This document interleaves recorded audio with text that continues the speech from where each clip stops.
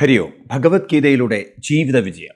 മനുഷ്യൻ്റെ ജീവിതം നാം ഇന്ന് ധരിച്ചിരിക്കുന്ന പോലെ കേവലം വിധിക്കോ അല്ലെങ്കിൽ ചില സാഹചര്യങ്ങൾക്കോ അടിമപ്പെട്ടതല്ല. മനുഷ്യൻ്റെ ജീവിതം അവൻ്റെ തന്നെ പരിപൂർണമായ നിയന്ത്രണത്തിലുള്ളതാണ്. അപ്പം നമുക്ക് വിധിയെ മറികടക്കാൻ പറ്റുമോ എന്നൊക്കെ ചോദിച്ചു കഴിഞ്ഞാൽ വിധിയെ നമുക്ക് മറികടക്കാൻ പറ്റില്ല, പക്ഷേ വിധിയുടെ ആഘാതങ്ങളെ നമുക്കെപ്പോഴും മറികടക്കാൻ സാധിക്കും. ഇപ്പം ഏതുപോലെയെന്ന് ചോദിച്ചു കഴിഞ്ഞാൽ ഭൂകമ്പങ്ങൾ പോലുള്ള എർത്ത്ക്വേക്ക് പോലുള്ള പ്രശ്നങ്ങളെ നമുക്ക് ഭൂമിക്ക് മറികടക്കാൻ പറ്റില്ല, പക്ഷേ ആ ഭൂകമ്പങ്ങൾ ഏൽക്കാത്ത വിധത്തിൽ കെട്ടിടങ്ങൾ കെട്ടാൻ നമുക്കിന്ന് സാധിക്കും. ടെക്നോളജി ഡെവലപ്പ് ചെയ്തിട്ടുണ്ട്. ഇതുപോലെയാണ് നമ്മുടെ മനസ്സിനെ നമുക്ക് പല പ്രശ്നങ്ങളെയും അധിവർത്തിക്കാൻ കഴിവുള്ളതാക്കി തീർക്കാൻ സാധിക്കും. അപ്പം ഇന്ന് നമുക്ക് രണ്ട് തരം പ്രശ്നങ്ങളാണ് ഇവിടെ ഉള്ളത്. ഒന്ന്, തെറ്റായ മതചിന്തകൾ ഉണ്ടാക്കി വെച്ച തെറ്റായ മനുഷ്യനെക്കുറിച്ചുള്ള അവബോധം. രണ്ടാമത്തെ, വിദ്യാഭ്യാസം മനുഷ്യനേൽപ്പിച്ചിരിക്കുന്ന തെറ്റായ കുറേ മനുഷ്യനെക്കുറിച്ചുള്ള അവബോധം. ഇപ്പം നമ്മളെക്കുറിച്ചൊക്കെ തെറ്റായിട്ടാണ് ഈ വിദ്യാഭ്യാസത്തിലൂടെയും മതത്തിലൂടെയും മനസ്സിലാക്കുന്നത്.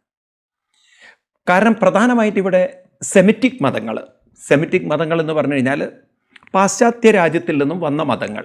അത് ഹിന്ദുമതം ഒഴിച്ച്, ഹിന്ദുമതം എന്ന് പറയുമ്പോൾ ബുദ്ധമതം, സിഖ് മതം, ജൈനമതമൊക്കെ ഭാരതത്തിലുണ്ടായത്. അപ്പോൾ ഭാരതത്തിൽ നിന്ന് പുറത്തു വന്ന മതങ്ങളാണല്ലോ ക്രിസ്ത്യൻ മതവും ഇസ്ലാം മതമൊക്കെ. അതൊക്കെ സെമിറ്റിക് മതങ്ങൾ എന്ന് പറയും. ഇത്തരം മതങ്ങളുടെ സ്വാധീനം ഈ ഭാരതത്തിലുണ്ടായപ്പോൾ ആളുകൾ തെറ്റിദ്ധരിച്ചു. മതം എന്ന് പറഞ്ഞാൽ ഏതോ ദൈവത്തിനെ വിളിക്കുന്നതും ദൈവം നമ്മുടെ ജീവിതത്തെ മാറ്റിമറിക്കുന്നതും ദൈവം നമ്മളെ സ്വർഗത്തിലേക്ക് എത്തിക്കില്ല. ഇത് വളരെ തെറ്റായൊരു കാഴ്ചപ്പാടാണ്. സത്യത്തിൽ മതത്തിനും ദൈവത്തിനും തമ്മിൽ ഒരു ബന്ധവുമില്ല. ഇത് നമ്മളാരും മനസ്സിലാക്കിയിട്ടില്ല. ദൈവവിശ്വാസികളെ അവരെ സംബന്ധിച്ച മതം വിശ്വസിക്കുന്ന അല്ലെങ്കിൽ മതവിശ്വാസികളാവുന്നു. മതവിശ്വാസി എന്ന് പറഞ്ഞാൽ ദൈവവിശ്വാസിയാണ്. മതത്തിന് ദൈവവുമായിട്ട് ബന്ധമില്ലെങ്കിൽ പിന്നെ എന്ത് ദൈവവിശ്വാസം? ഹിന്ദുമതം ദൈവവിശ്വാസത്തിൻ്റെ മതമല്ല. ഹിന്ദുമതം എന്ന് പറയുന്നത്, മതം എന്ന വാക്കിൻ്റെ അർത്ഥം തന്നെ മനസ്സെന്നാണ്. മനസ്സിനെയാണ് ഇവിടെ ദൈവമായി കാണുന്നത്. മനസ്സിൻ്റെ ഉള്ളിൽ ദൈവം ഇരുന്നാൽ മനുഷ്യനും ദൈവവും ഒന്നെന്നൊക്കെ അതുകൊണ്ടാണ് പാട്ടുകൾ എഴുതിയത്. ഉണ്ണികൃഷ്ണൻ മനസ്സിൽ കളിക്കുമ്പോൾ ഉണ്ണികൾ മറ്റു വേണമോ മക്കളായി എന്ന് പൂന്താനം പാടിയത് മനസ്സിനെ മതമായി കാണുന്നതുകൊണ്ടാണ്. മനസ്സാണ് മനുഷ്യൻ്റെ ദൈവം. എന്തുകൊണ്ടാണ് മനസ്സിനെ മനുഷ്യൻ ദൈവമായിട്ട് കാണുന്നത്? കാരണം മനസ്സ് ഉണർന്ന് പ്രവർത്തിച്ചാലേ ജീവിതമുള്ളൂ. എന്നാൽ സെമിറ്റിക് മതങ്ങൾ മനസ്സിനെ അല്ല ദൈവമായി കാണുന്നത്. അവർ ദൈവത്തെ സ്വർഗത്തിലിരിക്കുന്നവനായിട്ടും സൃഷ്ടി ശരീരമായിട്ടും. അപ്പോൾ മനുഷ്യൻ എന്നാൽ കേവലം ശരീരമാണ്. അതുകൊണ്ടാണ് ദൈവം അവൻ അഴിച്ചു വിട്ടിരിക്കുകയാണ്. അത്രേ, നിനക്ക് തോന്നുന്നത് കഴിക്കി. ദൈവം പറഞ്ഞു തന്നിട്ട് ഈ കോഡ് ഓഫ് വസ്ത്രങ്ങളെ ധരിക്കാൻ പാടുള്ളൂ എന്ന് ദൈവം അവിടുന്ന് എഴുതി തന്നിട്ടുണ്ട്. ഇന്ന വസ്ത്രങ്ങളൊക്കെ ധരിക്കണം, ഞാൻ CCTV ക്യാമറ വെച്ചിട്ടുണ്ട്, അതിലൊക്കെ പതിഞ്ഞിട്ട് നീ അതൊന്നും ഉടുത്തില്ലെങ്കിൽ നീ അങ്ങോട്ട് വാ, കാണിച്ചു തരാമെന്ന്. ഇത് ഇവരുടേതൊക്കെ കാണുമ്പോൾ നമുക്കൊരു തമാശ തോന്നുന്നത്, കേട്ടൊരു തമാശ. ഈ പൊതുവേ ചില സർദാർജിമാരെക്കുറിച്ചൊന്നും ജോക്ക് പറയരുതെന്ന്, പക്ഷേ ഇത്തരം കാര്യങ്ങളൊക്കെ കേൾക്കുമ്പോൾ നമുക്ക് പറഞ്ഞേ പറ്റുള്ളൂ. ഇപ്പോൾ ഒരു സർദാർജി പണ്ട് ഇദ്ദേഹത്തിന് എയർഫോഴ്സിൽ അഡ്മിഷൻ കിട്ടി. അപ്പോൾ ഈ എയർഫോഴ്സിലൊക്കെ ചേരുമ്പോൾ ഇവർക്ക് ഹെലികോപ്റ്റർ പറത്തിക്കണം. അപ്പോൾ ഹെലികോപ്റ്ററിൽ നിന്ന് താഴേക്ക് ചാടണം. കാരണം പ്രത്യേകിച്ച് പല എൻകൗണ്ടർ പോലുള്ള കാര്യങ്ങളൊക്കെ വരുമ്പോൾ ഇവർക്ക് പ്രത്യേകിച്ച് അവിടുന്ന് ഇൻസർജൻസി ഒക്കെ വരുമ്പോൾ പെട്ടെന്ന് ചാടി ഓപ്പറേഷൻ നടത്തേണ്ടതുണ്ട്. അങ്ങനെ ഇവരെ ഒരു കുന്നിൻ്റെ മുകളിൽ കൊണ്ടുപോയി ഹെലികോപ്റ്ററിൽ കയറ്റി ഹെലികോപ്റ്ററിൽ നിന്ന് താഴേക്ക് ഒരു വാലിയിലേക്ക് തള്ളിയിടും. അപ്പോൾ ഇവർ പാരച്യൂട്ടിൽ ഇറങ്ങണം. എന്നിട്ട് വാലിയിൽ ഇറങ്ങാൻ പറ്റുന്ന, എനിക്ക് തോന്നുന്നു അവിടെ മണൽ പ്രദേശമാണ്, അതുകൊണ്ട് വീണാലൊന്നും പരിക്ക് പറ്റില്ല. അല്ലെങ്കിൽ ചിലപ്പോൾ ഇവർ ധാരാളം ഈ വൈക്കോല് പോലുള്ള സാധനങ്ങൾ അങ്ങനെ കട്ടിയിൽ കൊണ്ടിടും. എന്നാൽ പിന്നെ അതിലേക്ക് ചാടി വീണാലും അപകടം പറ്റില്ല. അപ്പോൾ ഇവർക്ക് ഈ ട്രെയിനിങ് കൊടുക്കുന്ന സമയത്ത് അങ്ങനെ ഇദ്ദേഹത്തിനെ കൊണ്ടുപോയി ഹെലികോപ്റ്ററിൽ കയറ്റി ഹെലികോപ്റ്ററിൽ നിന്ന് ഇങ്ങനെ ഓരോരുത്തരെ തള്ളിക്കൊണ്ടിരിക്കുകയാണ്. അപ്പോൾ പറഞ്ഞു, ആദ്യം ഈ പാരച്യൂട്ട് എടുക്കണം, അതിൻ്റെ ഗ്രീൻ ബട്ടൺ അമർത്തണം, അപ്പോൾ അത് സ്പ്രെഡാവും. പിന്നെ യെല്ലോ ബട്ടൺ അമർത്തണം, അപ്പോൾ അത് ലോക്കാവും. പിന്നെ റെഡ് ബട്ടൺ അമർത്തണം, അപ്പോൾ അത് ലോക്ക് റിലീസ് ചെയ്യും, അപ്പോൾ താഴേക്ക് വരാൻ പറ്റും എന്നൊക്കെയുള്ള കാര്യങ്ങളൊക്കെ പറഞ്ഞു. എന്നിട്ട് പറഞ്ഞു, താഴെ നല്ലോണം വൈക്കോലൊക്കെ ഇട്ടിട്ടുണ്ട്, അതിൻ്റെ മുകളിലാണ് ചെന്ന് നിങ്ങൾ ലാൻഡ് ചെയ്യേണ്ടതെന്ന്. ഇതൊക്കെ പറഞ്ഞിട്ടൊരു ഒറ്റ തള്ളു തള്ളിയപ്പം ഇദ്ദേഹം ആദ്യം അമർത്തിയത് റെഡ് ബട്ടനാണ്. ഗ്രീൻ അമർത്തിയാൽ ഇത് പൊന്തുള്ളൂ. അപ്പോൾ ഈ റെഡ് അമർത്തിയത് തുറക്കില്ല. നേരെ കുത്തനെ താഴോട്ട് പോകുമ്പോൾ ഇദ്ദേഹം പറയാണ്, ഇതോ വർക്ക് ചെയ്തില്ല, ഇനി താഴെ വൈക്കോലും കൂടി ഇല്ലെങ്കിൽ കാണിച്ചതാണെന്ന്. ഇത് തന്നെ വർക്ക് ചെയ്യാൻ പറ്റും. ഇനിയിപ്പോൾ താഴെകൾ എത്തുമോ എന്നുള്ള കാര്യത്തിലേ സംശയമുള്ളൂ. ആ രീതിയിലാണ് മുകളിൽ നിന്ന് താഴോട്ട് വരുന്നത് എന്ന് പറഞ്ഞ പോലെ ഇവിടെ ദൈവത്തിനെക്കുറിച്ചല്ല മതം പറയേണ്ടത്, മനസ്സിനെക്കുറിച്ചാണ്. കാരണം മനസ്സാണ് മാറ്റിയെടുക്കേണ്ടത്. പക്ഷെ ആ ദൈവം ആകാശത്തിലിരുന്ന് CCTV ക്യാമറയും വെച്ച് ബൈനോക്കുലറും വെച്ചിട്ട് ഉടുക്കുന്നതും ഉണ്ടുന്നതും ഒക്കെ നോക്കിയിരിക്കുക എന്നപ്പോൾ അവർ പറയണത്. ഇതൊക്കെ ഉടുത്തില്ലെങ്കിൽ ദൈവം അവിടെ ചെല്ലുമ്പോൾ ഉടുപ്പിക്കുക അത്രേ. ദൈവത്തിന് എന്താ ടെക്സ്റ്റൈൽ കമ്പനിയും അങ്ങനെയൊന്നും ഇല്ല. ഇങ്ങനെയൊക്കെയുള്ള കുറേ പൊട്ടത്തരങ്ങൾ പറഞ്ഞ ജനങ്ങളെ ആകെ കൺഫ്യൂഷനാക്കിയിരിക്കുകയാണ്. പക്ഷെ ഭാരതത്തിൽ ഇങ്ങനെ കൺഫ്യൂഷനാക്കാൻ സാധ്യമല്ല. കാരണം ഭഗവത്ഗീത പോലുള്ള കൃതികൾ, ഭാഗവതം പോലുള്ള കൃതികൾ ഇവിടെ എത്ര കാലം ഇരിക്കുന്നോ അത്ര കാലം ജനങ്ങൾ ഈ സത്യം ഇന്നല്ലെങ്കിൽ നാളെ മനസ്സിലാക്കും. ഇപ്പം അടുത്ത കാലത്ത് അരുണാചൽ പ്രദേശ്, നാഗാലാൻഡ്, മിസോറാമിലൊക്കെ വർക്ക് ചെയ്ത ഒരു അമ്മയെ ഞാൻ കാണുന്നുണ്ടായി. അപ്പോൾ അവർ ഭഗവത്ഗീതയൊക്കെ ഈ വിവേകാനന്ദ കേന്ദ്രവുമായി ബന്ധപ്പെട്ടിട്ട് അവിടെ കുട്ടികളെ പഠിപ്പിക്കുന്ന ഒരമ്മയാണ്. അപ്പോൾ ധാരാളം ട്രൈബൽസ് ഇപ്പോൾ അവരുടെ ജീവിതത്തെ മനസ്സിലാക്കുകയാണ്. അപ്പം മുമ്പ് കാലത്ത് എന്തുകൊണ്ട് സംഭവിച്ചു വെച്ച് കഴിഞ്ഞാൽ, ഇവിടെ ഈ കോൺഗ്രസ് ഭരണകൂടത്തിൻ്റെയൊക്കെ മറവിൽ അവർ കണ്ടമാനം ഫണ്ടൊക്കെ ഇറക്കി അവിടെ കുറേ പള്ളികൾ സ്ഥാപിച്ച്, അന്നത്തെ ഈ മിസോറാം, നാഗാലാൻഡ്, അതുപോലെ തന്നെ അരുണാചൽ പ്രദേശ് ഇങ്ങനെയൊക്കെയുള്ള സ്ഥലങ്ങളിൽ നിങ്ങൾക്ക് പോയാൽ കാണാൻ പറ്റും ധാരാളം പള്ളികൾ. അതും കേരളത്തിലെ കോട്ടയം ഭാഗത്തുള്ള ക്രിസ്ത്യൻ ആളുകളുടെ പള്ളികളാണ്. എന്നിട്ട് ഈ പിള്ളേരൊക്കെ ഒന്നാമത് അവിടെ ട്രൈബൽസാണ്. അപ്പോൾ ആ ട്രൈബൽസിൻ്റെ ഇടയിൽ ജീവിതം അത്ര ഒരു എന്താ പറയുക, കള്ളും കഞ്ചാവൊക്കെ ഉള്ളതുകൊണ്ട് ഈ കുട്ടികളെ അവരൊക്കെ ഈ ഹോസ്റ്റലിൽ താമസിപ്പിക്കും. അപ്പോൾ ഈ ട്രൈബൽസിലെ കുട്ടികൾ ഒരുപാട് ഇങ്ങനെ ഹോസ്റ്റൽ വന്ന് നിൽക്കും. അപ്പോൾ ഈ ഹോസ്റ്റലിൽ, ഈ ക്രിസ്ത്യൻ ഹോസ്റ്റലിൽ വരുമ്പോൾ എന്താ ഗുണം വെച്ചാൽ കണ്ടമാനം ഫണ്ടുണ്ട്. കേന്ദ്ര ഗവൺമെൻറ്റിൻ്റെയും ഫണ്ട്, പിന്നെ ഫോറിൻ അവിടെ നിന്നൊക്കെ കൊണ്ടുവരുന്ന ഫണ്ട്. അതുകൊണ്ട് കുട്ടികൾക്കൊക്കെ ധാരാളം ലാവിഷായിട്ട് ഫുഡും വസ്ത്രവും ഒന്നിനും കുറവില്ല. ഈ കുട്ടികളെ ഇവരൊക്കെ മതം മാറ്റും. ഇവിടേക്ക് വരുമ്പോൾ എന്താണോ പേര് അതായിരിക്കില്ലേ, പോകുമ്പോൾ ജോസഫ് എന്നോ മാത്യു എന്നൊക്കെ പേരിടും. എന്നാൽ പിൽക്കാലത്ത് ഈ വിവേകാനന്ദ കേന്ദ്രം പോലുള്ളവരൊക്കെ കുട്ടികൾക്ക് വളരെ സാത്വിക ഫുഡ് കൊടുത്തിട്ടും അവർക്ക് ഫോറിൻ ഫണ്ടൊന്നുമില്ല, ജനങ്ങൾ കൊടുക്കുന്ന സഹകരിച്ച് കിട്ടുന്ന ഫണ്ട് മാത്രമേ ഉള്ളൂ. അങ്ങനെ അവരുടെ പേര് മാറ്റാതെ അവരുടെ കൾച്ചറിനെ പഠിപ്പിച്ച്, ഈ ട്രൈബൽസിനൊക്കെ കുറേ സ്പിരിച്വൽ കൾച്ചറുണ്ട്. എന്നാൽ ഈ മിഷണറിമാരതൊക്കെ നശിപ്പിച്ച് ഈ ഹല്ലേലൂയ ഹല്ലേലൂയ ഹല്ലേലൂയ അല്ലെങ്കിൽ ഹുയ എന്നൊക്കെ പഠിപ്പിച്ച് ഈ തരത്തിലുള്ള പൊട്ടത്തരങ്ങൾ ഇവരെ കൊണ്ട് പഠിപ്പിച്ച് ഇവരെയൊക്കെ മതം മാറ്റിയിരുന്നു. ഇപ്പോൾ ഒരു 2-3 വർഷങ്ങളായിട്ട് ഈ മിഷണറിമാരൊക്കെ ജീവനും കൊണ്ട് ഓടുകയാണ് ഇപ്പോൾ അവിടെ നിന്ന്. കാരണം ഈ ട്രൈബൽസിന് മനസ്സിലായി ഇവരെ വഴിതെറ്റിക്കുകയായിരുന്നു ഇവരെന്ന്. ഇവരുടെ യഥാർത്ഥ സത്വത്തിൽ നിന്നും ഇവരുടെ യഥാർത്ഥ കൾച്ചറിൽ നിന്നും ഇവരെ മാറ്റിയെടുത്ത് ഇവരേതോ അന്യമതത്തിൻ്റെ ഒരു സംസ്കാരത്തിലേക്ക് കൊണ്ടുവരുന്ന അവരുടെ ട്രൈബൽ കൾച്ചറിൽ നിന്ന് മാറ്റി നിർത്തിയപ്പോൾ ഇപ്പോൾ അവർക്ക് രോഷം വന്നു തുടങ്ങി. ഇപ്പോൾ ഈ മിഷണറിമാരൊന്നും അവിടെ അധികം നിൽക്കുന്നില്ല. ഇപ്പം അവരൊക്കെ അവിടെ നിന്ന് കഴിഞ്ഞാൽ അടി കിട്ടും അവർക്ക്. കാരണം അവരെ കൊണ്ട് ഇപ്പം പറയിപ്പിക്കുന്നത് കൃഷ്ണ രാമ ഗോവിന്ദ എന്നുള്ളതാണ്. ഇപ്പം ഹല്ലേലൂയില്ല അല്ലെങ്കിൽ ഉയലുമില്ല. അപ്പോൾ വെറുതെ വല്ല കാര്യം ഉണ്ടായിരുന്നു അതൊക്കെ ചെയ്യേണ്ട. കാരണം ഫോറിൻ ഫണ്ടൊക്കെ മിസ്യൂസ് ചെയ്തിട്ട് ഇവർ ചെയ്തുകൊണ്ടിരുന്നതാണ്. ഇപ്പോൾ ഇതിനൊക്കെ മാറ്റങ്ങൾ വന്നു. ഇപ്പം നിങ്ങൾ കാണുന്നുണ്ടാവും ഈ ആസാം, മിസോറാം, നാഗാലാൻഡ് അവിടെയൊക്കെ ഇപ്പം BJP പോലുള്ള രാഷ്ട്രീയ പാർട്ടികൾ ജയിച്ചു വരാനുള്ള കാരണം അതാണ്. ആളുകൾ തിരിച്ചറിഞ്ഞുകൊണ്ടിരിക്കുകയാണ് ആ ഭാരതത്തിൻ്റെ സംസ്കൃതി, ഭാരതത്തിൻ്റെ ആ കൾച്ചർ, ഇവരുടെയൊക്കെ പാരമ്പര്യമായ. കാരണം ഇവിടെയൊക്കെ പ്രദേശത്ത് ഭൂരിപക്ഷം ട്രൈബൽസ് ആയിരുന്നു. ആ ട്രൈബൽ കൾച്ചറിലേക്ക് അവരുടെ നൃത്തങ്ങൾ, അവരുടെ പലതും അവർ തിരിച്ചറിഞ്ഞുകൊണ്ടിരിക്കുകയാണ്. അപ്പം ഞാൻ പറഞ്ഞു വരുന്നത് എന്താ വെച്ചാൽ, മതം എന്ന് പറയുന്നത് മനസ്സിൻ്റെ ശാസ്ത്രമാണ്. നിങ്ങൾ മതം എന്ന വാക്ക് കേൾക്കുമ്പോഴൊക്കെ മനസ്സ് എന്നർത്ഥെടുക്കുക. അതിന് ദൈവവുമായിട്ട് ഒരു ബന്ധവുമില്ല.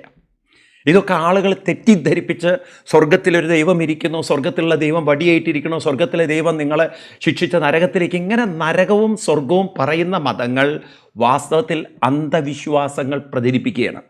അങ്ങനെ സ്വർഗവുമില്ല, നരകവുമില്ല. അങ്ങനെ ആകാശത്തൊരു ദൈവവുമില്ല. മനസ്സാണ് ദൈവം. ഈ ദൈവം എന്ന വാക്കിൻ്റെയൊക്കെ ശരിക്കുള്ള അർത്ഥം നിങ്ങൾക്ക് പിടികിട്ടണമെങ്കിൽ, പഠിക്കണമെങ്കിൽ നിങ്ങൾ ഗീത പോലുള്ള കൃതികൾ വായിക്കണം. കാരണം കൃഷ്ണൻ താനാണ് ദൈവം, താൻ പറയണതൊക്കെ അനുസരിക്കണം, ശിവൻ ഞാനാണ് ദൈവം, ഞാൻ പറയണതൊക്കെ അനുസരിക്കണം, എവിടെയും പറഞ്ഞിട്ടില്ല. രാമൻ പോലും പറഞ്ഞിട്ടില്ല.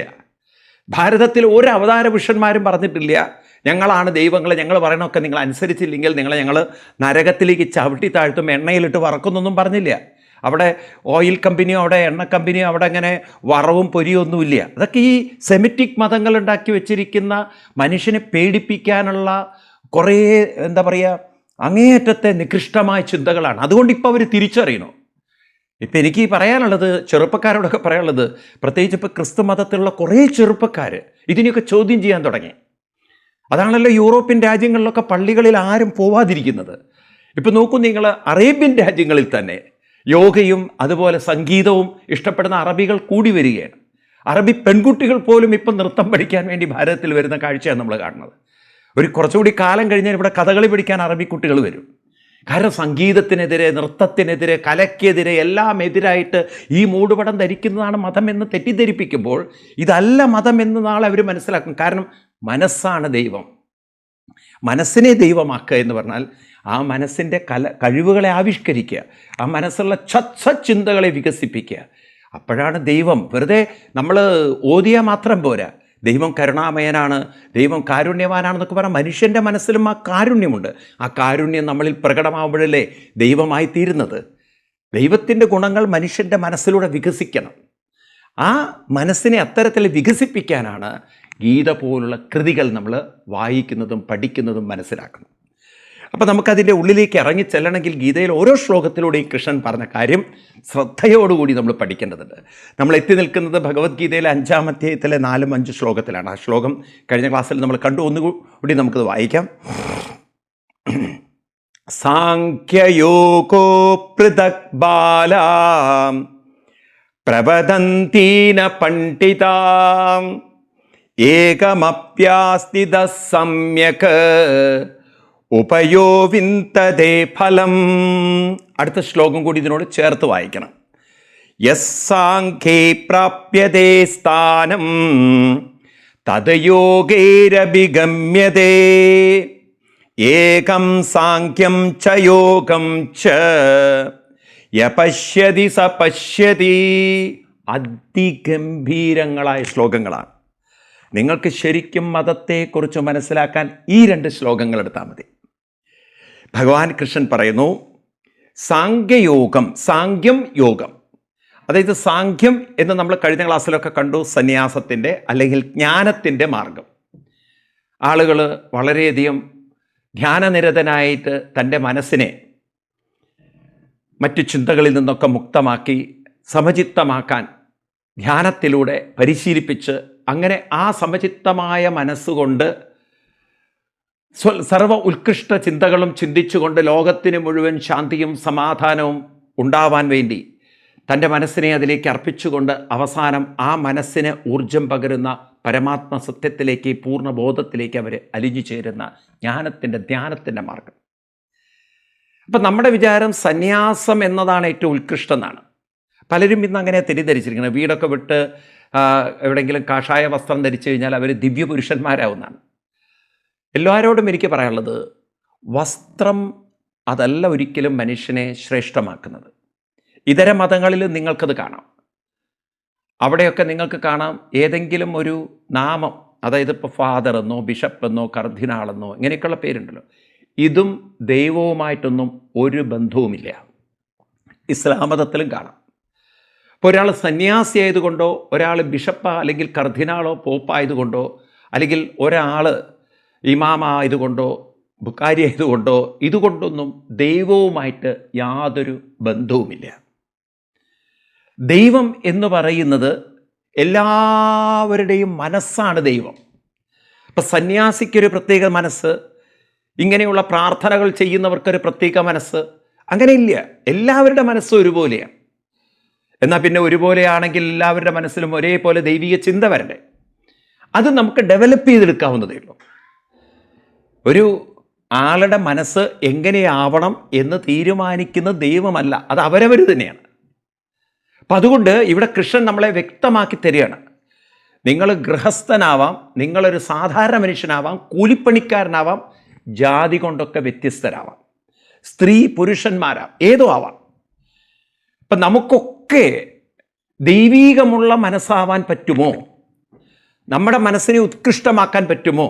നമുക്ക് ഈശ്വരീയമായൊരു മനസ്സ് സൃഷ്ടിക്കാൻ പറ്റുമോ? ഭഗവാൻ പറയുന്നു, സാധിക്കുന്നുള്ളത്. അപ്പം നിങ്ങൾ ഏത് മാർഗത്തിലൂടെ പോകുന്നു എന്നുള്ളതല്ല, അതായത് ഏത് മതത്തിൽപ്പെട്ടവരായിട്ട്. അതുകൊണ്ടാണ് ഹിന്ദു മതത്തിൽ വരുന്ന എത്രയോ മുസ്ലിം സഹോദരന്മാരോട് മതം മാറരുതെന്ന് പറയുന്നത്. നിങ്ങൾ മുസ്ലിമായിട്ടിരുന്നാൽ മതി. ക്രിസ്ത്യൻ മതത്തിലുള്ള എത്രയോ ആളുകൾ ഹിന്ദു മതത്തിൽ വരുന്നുണ്ട്. നിങ്ങൾ മതം മാറേണ്ട കാര്യമില്ല, നിങ്ങൾ ക്രിസ്ത്യനായിട്ടിരുന്നാൽ മതി. ഇവിടെ നമ്മൾ പേരല്ല മാറ്റുന്നത്. ഇതാണ് ഈ ക്രിസ്ത്യൻ മതത്തിനും ഇസ്ലാം മതത്തിനും പറ്റിയ തെറ്റ്. അവർ മനുഷ്യനെ മതം മാറ്റാൻ നോക്കി, പേര് മാറ്റിയതുകൊണ്ട് കാര്യമുണ്ടത്. ഇവിടെ മാറ്റിയെടുക്കേണ്ടത് മനസ്സാണ്. അത് വേറൊരാൾക്ക് മാറ്റിത്തരാൻ പറ്റില്ല. അത് അവരവർക്ക് തന്നെ മാറ്റിയെടുക്കാൻ പറ്റുള്ളൂ. അപ്പം മനസ്സാണ് ദൈവം, ഇത് നമ്മൾ ആദ്യം ഉറപ്പിക്കണം. പക്ഷെ എല്ലാ മനസ്സും ദൈവമാണോ? അല്ല. ഇപ്പം ദൈവത്തിൻ്റെ ഗുണങ്ങളുള്ളൊരു മനസ്സ് അതേതാണ്? ആ മനസ്സെന്ന് പറയുന്നത് ആലസ്യം, അസ്വസ്ഥത, അവശത, അടിമത്വം, അക്രമങ്ങൾ, അങ്ങനെയുള്ള എല്ലാ നികൃഷ്ടമായ അല്ലെങ്കിൽ എല്ലാ നെഗറ്റീവായിട്ടുള്ള ചിന്തകളിൽ നിന്നും മുക്തമായൊരു മനസ്സാണ് ദൈവിക മനസ്സ്. അപ്പം അതിന് നമ്മൾ വർക്കൗട്ട് ചെയ്യണം. ആലസ്യത്തിൽ നിന്നും, അസ്വസ്ഥതയിൽ നിന്നും, അടിമത്വത്തിൽ നിന്നും, അക്രമങ്ങളിൽ നിന്നും, അതുപോലെ അങ്ങേയറ്റത്തെ പലതിനോടുള്ള അഭിനിവേശങ്ങളിൽ നിന്നൊക്കെ മനസ്സിനൊന്ന് മോചിപ്പിക്കാൻ നമ്മളൊന്ന് പണിയെടുക്കേണ്ടതുണ്ട്. അപ്പം ആരാണോ അവനവൻ്റെ മനസ്സിനെ ഇത്തരത്തിലുള്ള നെഗറ്റീവായിട്ടുള്ള ചിന്തകളിൽ നിന്ന് മോചിപ്പിക്കാൻ വേണ്ടി പ്രയത്നിക്കുന്നത്, അവർക്കൊക്കെ ദൈവിക മനസ്സുണ്ടാക്കിയെടുക്കാൻ പറ്റും.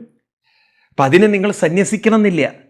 ഭഗവാൻ പറയണു, നിങ്ങളുടെ ഇപ്പോഴുള്ള അവസ്ഥയിലിരുന്ന് നിങ്ങൾ മെനക്കെട്ടാലും നിങ്ങൾക്ക് നിങ്ങളുടെ മനസ്സിനെ ഉത്കൃഷ്ടമാക്കിയെടുക്കാം. ഇപ്പോൾ ഒരു സന്യാസി എത്തുന്ന ആ മനസ്സിൻ്റെ അത്യുന്നതിയിൽ ഒരു ഗൃഹസ്ഥനും എത്തിച്ചേരാൻ സാധിക്കും. എല്ലാവർക്കും എത്തിച്ചേരാൻ സാധിക്കും. ഇവിടെ മാറ്റിയെടുക്കേണ്ടത് മനസ്സിനെയാണ്. മനസ്സാണ് ദൈവമാവേണ്ടത്, മനസ്സിനെയാണ് ദൈവീകമാക്കേണ്ടത്. അല്ലാതെ വസ്ത്രങ്ങൾ ഉടുത്തതുകൊണ്ട് മനുഷ്യൻ ദൈവമാവുകയില്ല. കഴിഞ്ഞ ക്ലാസ്സിലും കണ്ടു ശങ്കരാചാര്യസ്വാമികൾ അതുകൊണ്ടാണ് പറഞ്ഞത്, ജഡിലോ മുണ്ടിലുഞ്ചിത കേശ കാഷായാം പരബഹുകൃതവേഷ പശ്യന്നപിചന പശ്യതി മൂഢ ഉദരനിമിത്തം ബഹുകൃതവേഷ ഭജ ഗോവിന്ദം ഭജ ഗോവിന്ദം ഗോവിന്ദം ഭജ മൂഢമതേ. ശങ്കരാചാര്യസ്വാമികൾ പറഞ്ഞ ശ്ലോകം നമ്മൾ കണ്ടു. നിങ്ങൾ ഏത് വേഷം ധരിച്ചാലും, മുണ്ടനം ചെയ്താലും, നിങ്ങൾ എങ്ങനെയൊക്കെ നടന്നാലും മനസ്സ് പരിവർത്തനം വരുത്താത്തിടത്തോളം കാലം നിങ്ങളുടെ മനസ്സിന് ഈശ്വരീയതയുമായിട്ട് യാതൊരു ബന്ധവുമില്ല. ഇപ്പം ഇവിടെ മാറ്റം വരുത്തേണ്ടത് മനസ്സാണ്. അതിനെ നിങ്ങൾ ഏത് മതത്തിലിരുന്നോളൂ, ലക്ഷ്യം മനസ്സിനെ മാറ്റം വരുത്തലാണ്. അത് മറക്കരുത്. അല്ലാതെ ഇസ്ലാം മതത്തിലൂടെ മാത്രം പോയാലേ നിങ്ങൾക്ക് സ്വർഗത്തിലേക്ക് എത്താനല്ല സുഹൃത്തുക്കളെ നോക്കേണ്ടത്. മനസ്സ് സ്വർഗമാക്കാൻ നോക്കൂ. മനസ്സ് സ്വർഗമാവുക എന്ന് പറഞ്ഞാൽ എന്താണ്? എന്ന് പറഞ്ഞാൽ സ്വർഗം എന്ന് പറഞ്ഞാൽ സുഖം. മനസ്സിൽ സുഖമുണ്ടാവണം. ആ മനസ്സിൽ സുഖമുണ്ടാവണമെങ്കിൽ സ്വാർത്ഥത കളയണം. അല്ലാതെ എനിക്ക് സ്വർഗം കിട്ടാൻ വേണ്ടിയിട്ട് ഞാൻ മറ്റുള്ളവൻ്റെ മേക്കെട്ട് കയറി, മറ്റുള്ളവനെ തട്ടിക്കളഞ്ഞ്, മറ്റുള്ളവനെ ബോംബ് വെച്ച് നശിപ്പിക്കുക. സ്വാർത്ഥതയുള്ളവൻ എന്ത് സുഖം? കാരണം സ്വാർത്ഥതയുള്ളവൻ സുഖത്തിൽ ജീവിക്കുന്നവനല്ല. കാരണം അവൻ മറ്റുള്ളവരുടെ സുഖത്തെ കണ്ട് അസൂയപ്പെട്ട് അസ്വസ്ഥനായി അക്രമം അഴിച്ചുവിട്ട് അവൻ്റെ മനസ്സ് മുഴുവൻ അക്രമത്തിലാണ്. ആ അക്രമിയായിട്ടുള്ള ഒരാൾക്ക് എന്ത് സ്വർഗം? അവൻ അക്രമി എന്ന് നരകത്തിലാണ്. അവൻ്റെ ജീവിതം അക്രമം നിറഞ്ഞതാണെങ്കിൽ അവൻ നരകത്തിലേക്ക്. നരകം എന്ന് പറഞ്ഞാൽ അവൻ്റെ മനസ്സെന്നും അസ്വസ്ഥമാണ്. അസ്വസ്ഥമായ മനസ്സിനെയാണ് നരകം എന്ന് പറയാം. അതുകൊണ്ടാണ് നമ്മുടെ ഋഷിവര്യന്മാർ പറഞ്ഞ സ്വർഗവും നരകവും ഇവിടെ തന്നെയാണ്, നമ്മുടെ മനസ്സിൽ തന്നെയാണ്. അല്ലാതെ അതൊന്നും പുറത്തല്ല. കാരണം നിങ്ങൾക്ക് സ്വർഗവും നരകവും അനുഭവിക്കണമെങ്കിൽ മനസ്സില്ലാതെ പറ്റുമോ? നിങ്ങൾ സ്വർഗത്തിൽ പോയിട്ട് ഇതാണ് സ്വർഗം എന്ന് പറയണമെങ്കിൽ നിങ്ങളുടെ മനസ്സിൽ ആ സുഖം തട്ടണ്ടേ? നരകത്തിൽ പോയിട്ട് ഇതാണ് നരകം എന്ന് പറയണമെങ്കിൽ ആ നരകം എന്ന വേദന നിങ്ങളുടെ ഉള്ളിൽ തട്ടണ്ടേ? എവിടെയാണ് തട്ടുന്നത്? കണ്ണിലോ മൂക്കിലോ ആണ്. കണ്ണും മൂക്കും കാതൊക്കെ ഇവിടെ ചത്ത് മണ്ണിൻ്റെ അടിയിൽ പോയി. അപ്പം ഇവിടെ മരിക്കാതെ നശിക്കാതെ കിടക്കുന്ന ഒരു മനസ്സ്, ആ മനസ്സിലാണ് സ്വർഗവും നരകവുമെങ്കിൽ ഇതൊക്കെ മരണശേഷമാണോ? ജീവിച്ചിരിക്കുമ്പോഴല്ലേ. അപ്പം അതുകൊണ്ട് ഇവിടെ ആ മനസ്സിനെ പരിവർത്തനം വരുത്തലാണ് മതം, മനസ്സിനെ ഉയർത്തലാണ് മതം. അത് ഏത് വ്യക്തിക്കും ഏത് അവസ്ഥയിലും സാധിക്കും. ഗൃഹസ്ഥനായാലും ശരി, വിദ്യാർത്ഥിയായാലും ശരി, ആരാവട്ടെ, ജോലിക്കാരനായാലും ശരി, ആർക്കും മനസ്സിനെ ഉയർത്താൻ പൂർണ്ണ സ്വാതന്ത്ര്യമുണ്ട്. അപ്പം അതുകൊണ്ട് നിങ്ങൾ വിചാരിക്കരുത്, എനിക്ക് ക്രിസ്ത്യൻ സമൂഹത്തിലുള്ള ആൾക്കാരോടൊക്കെ പറയാനുള്ളത്, നിങ്ങൾ തെറ്റിദ്ധരിക്കരുത് കുറേ അച്ഛന്മാർ കൂടിയിരുന്നിട്ട് ഹല്ലേലൂയ പറഞ്ഞാലേ ദൈവം അവിടെ നിന്ന് കേൾക്കുള്ളൂ എന്ന്. അവരെല്ലാം അങ്ങനത്തെ ടെലിഫോണൊന്നും കൊടുത്തിട്ടില്ല. അച്ഛൻ പറഞ്ഞാൽ ബിഷപ്പ് കേൾക്കും, ബിഷപ്പ് പറഞ്ഞാൽ കർദിനാൾ കേൾക്കും, കർദിനാൾ പറഞ്ഞു കഴിഞ്ഞാൽ പോപ്പ് കേൾക്കും, പോപ്പിലൂടെ മാത്രമേ അവിടെ ദൈവം കേൾക്കുള്ളൂ എന്നുള്ള ധാരണ ഒരു മാറ്റണം. അങ്ങനെ ഒരു ആരെയും ദൈവം ആരെയും വെച്ചിട്ടില്ല ഏജൻറ്റുമാരായിട്ട്. ഇതൊക്കെ അന്ധമായി ജനങ്ങളുടെ തലയിൽ അടിച്ചേൽപ്പിക്കപ്പെട്ട കുറേ സെമിറ്റിക് മതങ്ങളുടെ കാഴ്ചപ്പാടാണ്. ഭഗവാൻ എന്ന് പറയുന്നത് എല്ലാവരിലും നിറഞ്ഞു നിൽക്കുന്ന ബോധശക്തിയാണ്, കോൺഷ്യസ് പവറാണ്. ആ ബോധശക്തി നിറഞ്ഞിരിക്കുന്ന മനസ്സ് നമുക്ക് ബോധശക്തിയിലേക്ക് പരിവർത്തനം വരുത്തിയെടുക്കലാണ് നമ്മളിലെ ദൈവികത. അപ്പം അതുകൊണ്ട് ഈ കൂട്ടർക്കേ പറ്റുള്ളൂ, ഈ കൂട്ടർക്ക് പറ്റില്ല എന്ന് ആരെങ്കിലും പറയുകയാണെങ്കിൽ അവരെല്ലാം പ്രബദന്തി ബാല, ബാലന്മാരാണ്, വിവേകമില്ലാത്തവരാണ്. ബാലന്മാരെന്ന് പറഞ്ഞാൽ ബാലിച്ച മനസ്സുള്ളവർ. ഇങ്ങനെയാണ് സ്ത്രീകളെ ഒരു സെക്കൻഡ് ഗ്രേഡ് സിറ്റിസണായിട്ട് ചില സെമിറ്റിക് മതങ്ങൾ കണ്ടത്. ആണുങ്ങൾക്കൊക്കെ സുപ്പീരിയോറിറ്റി, ആണുങ്ങളാണ് ദൈവത്തോട് അടുത്തതെന്ന് ആര് പറഞ്ഞു? ദൈവത്തിനാണെന്നും പെണ്ണൊന്നും ഇല്ല. ഇതൊക്കെ ശരീരത്തിൻ്റെ തലത്തിൽ കണ്ട് അങ്ങനെ സെമിറ്റിക് മതങ്ങളുണ്ടല്ലോ, പെണ്ണിനെ മുഴുവൻ മൂടുപടം ധരിപ്പിച്ച് നടക്കുന്ന ഒരുതരം അന്ധതയുടെ കാഴ്ചപ്പാടിലേക്ക് അവർ മതത്തെ കൊണ്ടുപോയി. ദൈവം അങ്ങനെ ഒരു മനുഷ്യനെയും ആണെന്നും പെണ്ണെന്നും ചിത്രീകരിച്ചിട്ടില്ല. ദൈവത്തെ സംബന്ധിച്ച് എല്ലാം ഒരു വശത്ത് നോക്കൂ, ഇവർ തന്നെ കോൺട്രഡിക്റ്റ് ചെയ്യുക. ദൈവത്തിൻ്റെ സൃഷ്ടി എന്ന് പറയുമ്പം ആൺ സൃഷ്ടി പെൺ സൃഷ്ടി എന്നുണ്ടോ? ദൈവം അങ്ങനെ എവിടെയെങ്കിലും എഴുതി വെച്ചെന്ന് ഇവരുടെ ഗ്രന്ഥത്തിൽ ഇവർക്ക് കാണിച്ചു തരാൻ പറ്റുമോ? ഇതൊക്കെ വിഡ്ഢിത്തരങ്ങൾ അങ്ങനെ പറഞ്ഞ് പ്രചരിപ്പിച്ചു പോയി. ഇപ്പം യൂറോപ്യൻ രാജ്യങ്ങളിൽ സ്ത്രീകൾ ആണുങ്ങൾക്ക് തുല്യരല്ല എന്നെങ്ങാനും ബൈബിളിലെ വാക്കുകൾ എവിടെയെങ്കിലും എന്തെങ്കിലും കോട്ട് ചെയ്യട്ടെ, പിന്നെ പള്ളി അവർ വെക്കില്ല ജനങ്ങൾ. കാരണം ആളുകൾക്ക് മനസ്സിലായി ഇവിടെ ഈക്വാലിറ്റിയാണ്, ഇവിടെ സ്ത്രീ പുരുഷ വ്യത്യസ്തതകൾ വെറും ശരീരതലത്തിൽ മാത്രമേ ഉള്ളൂ. മാനസിക തലത്തിൽ എല്ലാവരും ഒന്നാണ്. ഒരുപക്ഷെ ആണിനേക്കാളും കേമമാണ്, കഴിവുള്ളവരാണ് സ്ത്രീകൾ. നിങ്ങൾ തന്നെ നോക്കും, നിങ്ങളുടെ വീടുകളിൽ ഒരു ആണിനൊരു 10 മക്കളെ സൃഷ്ടിക്കാൻ സാധിക്കും. വെറും അവൻ്റെ ബീജം കൊടുത്തു കഴിഞ്ഞാൽ ഒരു സ്ത്രീയുടെ ഗർഭപാത്രത്തിൽ ആ ബീജം വളർന്നോളും. പക്ഷേ ആ വളർന്ന കുട്ടികളെ വളർത്തുകയും വളർന്ന കുട്ടികളെ ഒന്നിപ്പിച്ചു നിർത്താനുള്ള കഴിവ് അച്ഛനുണ്ടാവണമെന്നില്ല. അതിനൊരു അമ്മയുടെ മനസ്സ് വേണം. അതുകൊണ്ടാണ് ഒരു സ്ത്രീക്കുള്ള ഗുണങ്ങളൊക്കെ ദൈവത്തിനുണ്ട്. കരുണ കാണിക്കുന്നു. കാരുണ്യമുള്ളത് കൊണ്ടല്ലേ ഒരു കുട്ടി ഗർഭപാത്രത്തിൽ നിലനിന്നത്. ശക്തിയുള്ളത് കൊണ്ടല്ലേ 10 പേരെ ഒന്നിപ്പിച്ച് നിർത്താൻ സാധിക്കുന്നത്, ഗർഭം ചുമക്കാൻ പറ്റുന്നത്. ഒരാണിനെ കൊണ്ട് ഗർഭം ചുമക്കാൻ പറ്റില്ല. ഇപ്പം ദൈവത്തിൻ്റെ എല്ലാ ക്വാളിറ്റിയും ഉള്ളത് സ്ത്രീകൾക്കായതുകൊണ്ടാണ് ഭാരതീയ ഋഷിവര്യന്മാർ മാതൃദേവോ ഭവ എന്ന് ആദ്യം പറഞ്ഞു. സ്ത്രീകൾക്ക് ആദ്യം ഒരു പ്രാധാന്യം കൊടുത്തത്. എന്നാൽ ഇതര മതങ്ങൾ സ്ത്രീകളൊരു സെക്കൻഡ് ഗ്രേഡ് സിറ്റിസണായി കണ്ടു. അതുകൊണ്ട് തന്നെ ആ മതങ്ങളുടെ ഒരു എന്താ പറയുക മഹത്വം ജനങ്ങൾ ഇതൊക്കെ പഠിക്കും തോറും മനസ്സിലാക്കും തോറും കുറഞ്ഞു വരികയാണ്.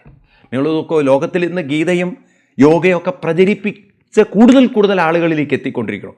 എന്നാൽ ഇന്ന് ഇസ്ലാമിക രാജ്യങ്ങളിലേക്കും അതുപോലെ തന്നെ നിങ്ങൾ ക്രിസ്ത്യൻ ലോകത്തിലേക്ക് നോക്കൂ, അവരുടെ കൃതികൾ പോലും ആളുകൾ ഒഴിവാക്കിക്കൊണ്ടിരിക്കുകയാണ്. അവരിപ്പോൾ ഗീത പഠിക്കാൻ വരുന്നു, അവർ യോഗ പഠിക്കാൻ വരുന്നു. കാരണം അവർക്ക് മനസ്സിലായി അതുകൊണ്ട് മാറ്റം ഉണ്ടാക്കാം, അതുകൊണ്ട് മാറ്റങ്ങൾ ഉണ്ടാക്കാം, അല്ലെങ്കിൽ പരിവർത്തനങ്ങൾ ഉണ്ടാക്കാം. ഇതൊക്കെ നമ്മൾ തിരിച്ചറിയണം. അതുകൊണ്ട് ആരും ആരുടെയും മേലെയുമല്ല, ആരും താഴെയുമല്ല. No one is superior, no one is inferior. നമ്മൾ ആ ഈക്വാലിറ്റിയെ ശരിക്കും മനസ്സിലാക്കുക. ആരെങ്കിലും ഈക്വൽ അല്ല എന്ന് പറയുകയാണെങ്കിൽ അവിടെ അവർ അവർ വിവേകമില്ലാത്തവരാണ്, അല്പബുദ്ധികളാണ്, ചിന്തിക്കാൻ കഴിവില്ലാത്തവരാണ്. ഭഗവാൻ പറയുന്നു, ഏകമപ്യാസ്ഥിത്, നിങ്ങൾ ഏതെങ്കിലും ഒന്നിൽ ഉറച്ചു നിന്നുകൊണ്ട് മനസ്സിനെ പരിവർത്തനം വരുത്തിക്കഴിഞ്ഞാൽ ഉഭയോവിന്ദതേ ഫലം.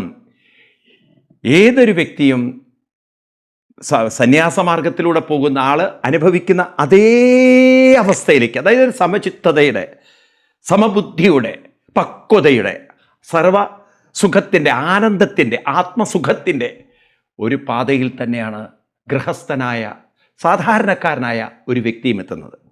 അപ്പം സന്യസിച്ച ഒരു ഭർത്താവ് അനുഭവിക്കുന്ന മാനസികാവസ്ഥ ഗൃഹസ്ഥയായിരിക്കുന്ന ഒരു ഭാര്യയ്ക്ക് വീട്ടിലിരുന്നു കൊണ്ട് അനുഭവിക്കാൻ പറ്റുമെന്ന് ഉറപ്പു തരികയാണ് കൃഷ്ണൻ. അപ്പം നിങ്ങൾ വീട്ടിൽ നിന്ന് ഇറങ്ങിപ്പോവേണ്ട കാര്യമില്ല. എൻ്റെ ഭർത്താവ് രക്ഷപ്പെട്ടു, അയാളിങ്ങനെ സന്യസിച്ച് അയാളുടെ ജീവിതം രക്ഷപ്പെടുത്തി, അങ്ങനെ ചിന്തിക്കേണ്ട. നിങ്ങൾക്ക് വീട്ടിലിരുന്നു കൊണ്ട് ആ ഭർത്താവ് കൈവരിക്കുന്ന ധ്യാനത്തിലൂടെയും ജപത്തിലൂടെയും കൈവരിക്കുന്ന അവസ്ഥ നിങ്ങളുടെ വീട്ടിലിരുന്നു കൊണ്ട് നിങ്ങൾക്ക് കൈവരിക്കാം. അതുകൊണ്ട് ആരും സുപ്പീരിയർ ആണെന്ന് പറയണ്ട, ആരും ഇൻഫീരിയർ ആണെന്ന് പറയണ്ട. എല്ലാവർക്കും അവരവരുടെ ജീവിതത്തെ പരിവർത്തനം വരുത്താൻ അതാതവസ്ഥകളിലിരുന്ന്, ആണാവട്ടെ പെണ്ണാവട്ടെ, വിദ്യാർത്ഥിയാവട്ടെ, കോളേജിൽ പഠിക്കുന്നവനാവട്ടെ, ഗൃഹസ്ഥനാവട്ടെ, ജോലിക്കാരനാവട്ടെ, അവിടെ ഇരുന്നു കൊണ്ട് പരിവർത്തനം വരുത്താൻ സാധിക്കും. അപ്പം ഇതൊരു സ്റ്റേറ്റ് ഓഫ് മൈൻഡാണ്, അല്ലാതെ നിങ്ങളൊരു സ്റ്റേറ്റ് ഓഫ് എക്സ്റ്റേണൽ ലൈഫല്ല. നമ്മൾ ഉടുത്തിരിക്കുന്ന വസ്ത്രത്തിലോ നമ്മൾ താമസിക്കുന്ന സ്ഥലത്തിനോ ആശ്രയിച്ചുകൊണ്ടല്ല നമ്മുടെ മനസ്സിൻ്റെ പരിവർത്തനം. എവിടെ ഇരുന്നാണെങ്കിലും നമുക്ക് മനസ്സിനെ പരിവർത്തനം വരുത്താം, ഏതവസ്ഥയിലിരുന്നു. അതുകൊണ്ട് എല്ലാ മതസ്ഥരും മനസ്സിലാക്കണം, മതം മനസ്സിൻ്റേതാണ്. മനസ്സിനെയാണ് പരിവർത്തനം വരുത്തേണ്ടത്. അത് ഹിന്ദുവിനും മുസ്ലിമിനും ക്രിസ്ത്യാനിക്കും ഒക്കെ പരിവർത്തനം വരുത്താനുള്ള കഴിവുണ്ട്, സ്വാതന്ത്ര്യമുണ്ട്. അപ്പം അത് നമ്മൾ മനസ്സിലാക്കുക. എന്താണ് ഈ പരിവർത്തനം? സമചിത്തത കൈവരിക്കണം. ആ സമചിത്തത എന്ന് പറഞ്ഞാൽ എന്താണ്? ആലസ്യം, അവശത, അക്രമം, അടിമത്വം ഇതൊക്കെ മനസ്സിൽ നിന്ന് മാറ്റിക്കൊണ്ട് മനസ്സിനെ നിത്യശുദ്ധ ബുദ്ധമുക്തമാക്കണം.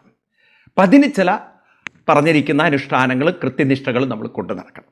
അതാണ് കൃഷ്ണൻ വീണ്ടും ആവർത്തിക്കുന്നത്. അത് നമുക്ക് ഒന്നുകൂടി അടുത്ത ക്ലാസ്സിൽ ശ്രദ്ധിക്കാം. അതുവരെ എല്ലാവർക്കും നന്ദി, നമസ്കാരം.